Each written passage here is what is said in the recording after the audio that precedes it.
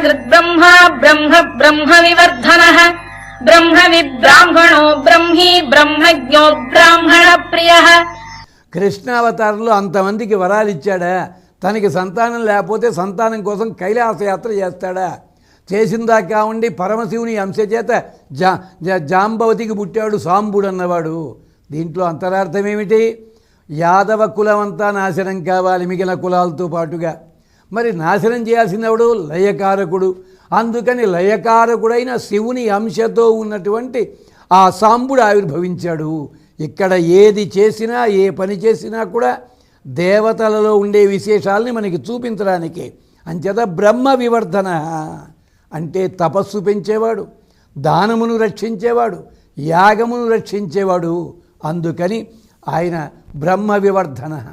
బ్రహ్మవిత్ పరమాత్మని బోధించేదే వేదమైతే, వేదమే ఆయన ఉచ్ఛ్వాస నిశ్వాసములైతే, వేదములో ఉండే విశేషములన్నీ తాను తెలుసుకున్నవాడు, వేదములో విశేషాలని వింగడింపజేసినవాడు.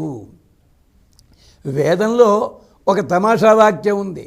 నాస్మాల్లోకాత్ శ్వేతవ్యమివేత్యాహు అంతర్హితో హి దేవలోక మనుష్యలోకాత్ కోహి తద్వేద యజ్జముస్మిన్ అస్తివాన. అసలు పైలోకం అన్నది ఉందా లేదా అని అడిగింది వేదం. ఎవడయ్యా చూడొచ్చినవాడు పైలోకాన్ని? ఎవడూ చూడలేదు. అక్కడ చూచినవాడు ఎవడైనా ఇక్కడికి వచ్చి పైలోకం బాగుందని చెప్పాడా నీకు? ఇక్కడున్నవాడికి పైలోకం తెలిసిందా? తెలవలేదు కదా. అంచేత పైలోకానికి ఎందుకు ఎడతావు? భూలోకమే చాలా గొప్పది అన్నట్ట. ఇది నాస్తికవాదం కాదు. మనము ఇంత యాతనపడి ఊర్ధ్వలోకానికి ఎడితే మోక్షం అంటే భగవంతుడితో మాట్లాడడానికి ఉండదు. అక్కడ సదా పశ్యంతి సూరయ గుడ్ల పగించి చూస్తూ కూర్చోవడమే. పోని భగవంతుడు ఏమన్నా మన పలకరిస్తాడా? పలకరించడు. అవాకి అనాదర, మనతోటి మాట్లాడు, ఆదరం చూపించడు. మరి భూలోకంలోనూ స్వామిని వర్ణన చేయొచ్చు, స్వామి అలంకారాలు చేయొచ్చు, స్వామి గురించి పక్కవాడితో మాట్లాడచ్చు, స్వామి కనిపించకపోతే దుఃఖపడచ్చును, నీవు కొబ్బరికాయ కొట్టి ఫలితం లేకపోతే భగవంతుని నిలదీయవచ్చును, ఎవడప్ప సొమ్ముని కులుగుతూ తిరిగేవు రామచంద్ర అన్న రామదాసు గారిలాగా తిట్టవచ్చును. ఇన్ని ప్రయోజనాలున్నాయి. అందుకని బ్రహ్మవిత్ అంటే అలాంటి వేదవాక్యంలో అంతరార్థం ఏమిటంటే అది తెలుసున్నవాడు. అంటే భగవంతుడే నీ కోసం అవతారం ఎత్తి కిందకు వస్తున్నాడు కదా, ఊర్ధ్వలోకానికి ఎందుకు ఎడతావురా మూర్ఖుడా? అది చెప్పడానికి బ్రహ్మవిత్ అంటే వేదములో ఉండే విశేషాలన్నిటినీ కూడా తాను తెలుసుకున్నాడు. రామచంద్ర స్వామినిది అంటారు వేదాంగ తత్వజ్ఞ. వేదములు వేదాంగములు యొక్క తత్వాన్ని తాను తెలుసుకున్నవాడు. భరద్వాజుడు లాంటి వాడే తలకిందులయ్యాడు వేదాన్ని తెలుసుకోవాలని. అలాంటిది స్వామి వేద స్వరూపమే గనక అన్నీ తాను తెలుసున్నవాడు. అష్టావక్కుడి కథ కూడా ఇలాంటిదే. వీళ్ళందరినీ చూచినట్టయితే వీళ్ళంతా కష్టపడి వేదాన్ని సాధించారు. ఆ వేదమునకు మూలము భగవంతుడు. సర్వే వేదాః యత్ పదమామనంతి. అందుకని బ్రహ్మవిత్.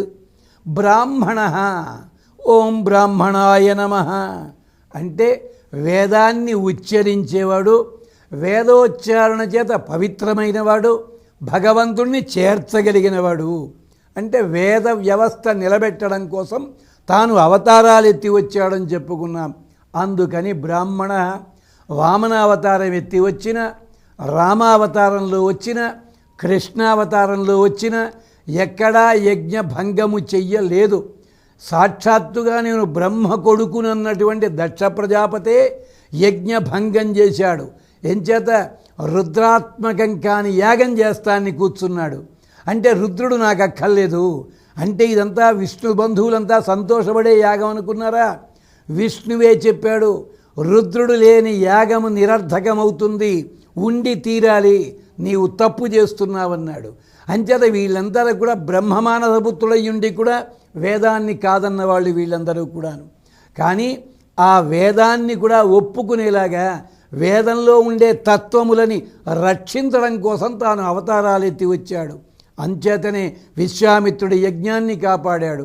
వేదమంత్ర ప్రతిపాద్యుడు పరమాత్మ కనుక వేదములో ఉండే ప్రతి అక్షర ప్రత్యక్షరాన్ని కూడా మనకి ప్రత్యక్షం చేయడానికి అత్రి కులము లోపల దత్తాత్రేయునిగా అవతరించాడు. వేదముల విభాగం చేయడానికి వేదవ్యాసునిగా వచ్చాడు. వేదముల సారమైన భాగవతాన్ని మనకు అందించడానికి శ్రీ శుకులవారిగా వచ్చాడు. ఇలా ప్రతి చోట కూడా వేదార్థాన్ని వెంగడించినవాడు, వేదార్థాన్ని సూచించినవాడు గనక బ్రాహ్మణ. బ్రహ్మి అని స్వామికి పేరు మరొకటి. అంటే బ్రహ్మి అంటే అర్థం ఏమిటి? ఈ మొత్తం అన్ని వేదములు కూడా ఈయన వశములో ఉంటాయి గనక, అంటే అన్నీ కూడా వశంలో అట్టే పెట్టుకున్నవాడు. బ్రహ్మజ్ఞ, అర్ధపర్యంతము కూడా సాక్షాత్కరించుకున్నవాడు. మనం చాలా చోట్ల వేదంలో ఉన్న మంత్రాలు చూస్తే ఆశ్చర్యం అనిపిస్తుంది. ఓ దర్భలారా, మేము మిమ్మల్ని కోస్తున్నాము, మీరు మమ్మల్ని హింసించకండి. ఓ ఆవు, నీ మొహానింత గడ్డి పడేసి పాలు పితుక్కుంటున్నాము, ఈ పాలు భగవంతుడికే నివేదన చేస్తాము, మేము తాగము, తాగకుండా మానుతున్నామా? ఇలాంటి వాక్యాలకు అర్థం ఉంటుంది. ఆ అర్థాన్ని పూర్తిగా తెలుసుకున్నవాడు అలాంటివాడు. శ్రద్ధయా దేయం అశ్రద్ధయా అదేయం అన్నాడు. శ్రద్ధగా ఇయ్యని చెప్పాడు కదా, అశ్రద్ధగా ఇవ్వవద్దని చెప్పడం కారణం ఏమిటి అంటే, శ్రద్ధగా ఇస్తున్నప్పుడు కూడా నీ మనస్సులో ఎక్కడో చాంచల్యం ఉంటుంది, జాగ్రత్త. అందుకని చెప్పి హ్రియాదేయం ప్రియాదేయం సంవిదాదేయం, నీ దగ్గర ఉన్నది ఇయ్యి, అందరికి ఉపయోగించేలా ఇయ్యి, సిగ్గుపడుతూ ఇయ్యి, భయపడుతూ ఇయ్యి, ఇవ్వగలిగినంత ఇయ్యి. ఎన్ని రకాలుగా చెప్తారు అంటే, ప్రతి పదానికి అర్థం కూడా తెలుసుకోవాలి, తెలుసుకుని సాధించాలి. అహం వృక్షశ్చరేరివ, నేనొక వృక్షము లాంటి వాణ్ణి. ఇది అహంకారం కాదు. వృక్షము ఎలాగైతే శాఖోపశాఖలుగా విస్తరిస్తుందో, నేను కూడా ఈ సంసారంలో ఉన్నప్పుడు నా ద్వారా కొన్ని వంశములు శాఖోపశాఖలుగా వస్తాయి. వృక్షము ఎలాగైతే పళ్ళు అవన్నీ పెరిగితే బరువుకి వంగుతుందో, నేను కూడా విజ్ఞానం చేత అలా వరగలిగిన వాడిని. ఈ అర్థమంతా ఉంది. ఇలాగా వేదములో చెప్పబడ్డ అర్థాన్నంతటినీ కూడా తెలుసుకోగలిగినవాడు. అంతేనా? ఒక రైతు విత్తనం వేసిన తర్వాత ఏ సమయంలో నీరు పెట్టాలి, ఏ సమయంలో ఎరువు వెయ్యాలి, ఏ సమయంలో దున్నాలి, ఏ సమయంలో కలుపు తీయాలి, ఇవన్నీ తెలుసున్నట్టుగా భగవంతుడు కూడా సృష్టి చేసిన తర్వాత జీవ వ్యాపారాలన్నింటి చూచేవాడు కనుక బ్రహ్మజ్ఞ. ఇది మరి కొన్ని నామములలో ఉండే ఇతర అంతరార్థములతో మళ్ళీ కలుసుకుందాం. స్వస్తి.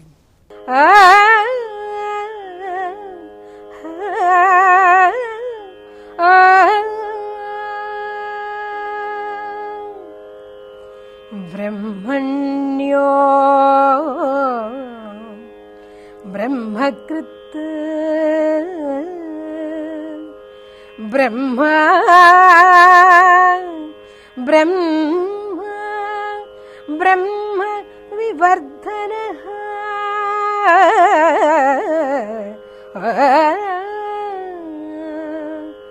బ్రహ్మణ్యో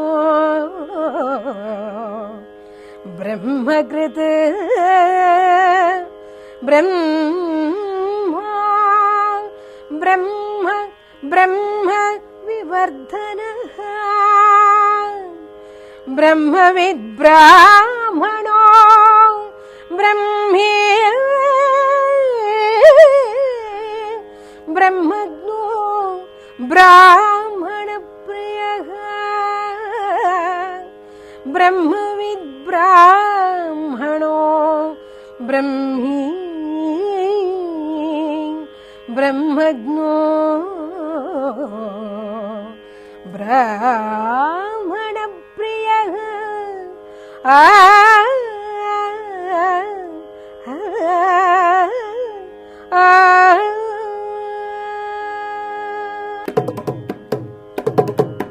బ్రహ్మణ్యో బ్రహ్మకృత్ బ్రహ్మ బ్రహ్మ బ్రహ్మ వివర్ధనః బ్రహ్మవిద్ బ్రాహ్మణో బ్రహ్మి బ్రహ్మజ్ఞో బ్రాహ్మణ ప్రియః బ్రహ్మవిద్ బ్రాహ్మణో బ్రహ్మి బ్రహ్మజ్ఞో బ్రాహ్మణ ప్రియః.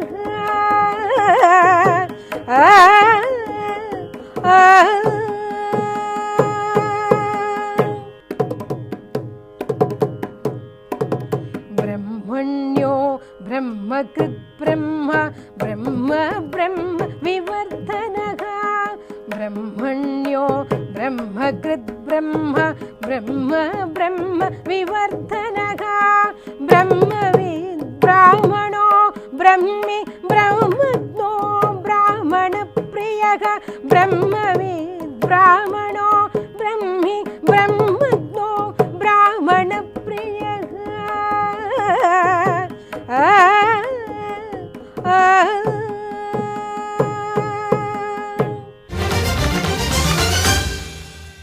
మీ అభిప్రాయాలను సూచనలను మాకు తెలియజేయాల్సిన చిరునామా భక్తి TV, care of Rachana television private limited, road number 92, Jubilee hills, Hyderabad 5,96,000. మా ఇమెయిల్ ఐడి bhakti@gmail.com. మా వెబ్సైట్ www.bhaktitv.org. Phone number 9010222333.